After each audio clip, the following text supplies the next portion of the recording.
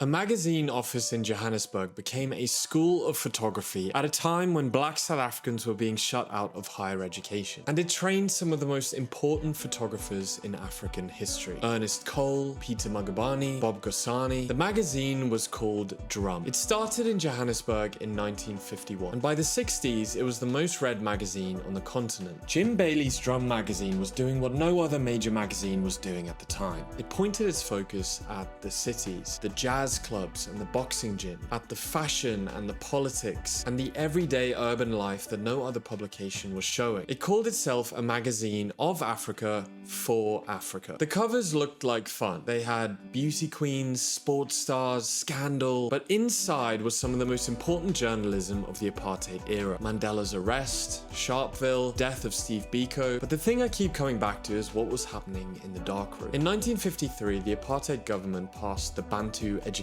Act, a law designed to limit black South Africans to manual labor. This meant there were no photography schools, no art schools available, almost no way in. And Drum became that way in. Running the picture desk was a young German photographer called Jürgen Schädeberg. A messenger at the magazine, Bob Gosani, started spending time in the darkroom. Schädeberg took him on as an apprentice. A few years later, a driver, Peter Magubane, did the same thing. And in 1958, Ernest Cole came through as a darkroom assistant. Within a few years, the people that were training in these Drum offices were photographing things the rest of the world weren't being shown. A magazine office became a school that launched a generation of African photographers at a time when the country had made sure that they had nowhere else to go. This is such an amazing piece of history, of photography history, that needs preserving. The Drum archive is now on Instagram, and the team there are doing brilliant work at bringing all of that back into view and telling the stories. I'm Yanu, and every week I make videos about photography, photos, the stories behind them. If that's your thing, then please follow along. I'm learning as I go, getting inspiration, and just trying to get a little bit better each week.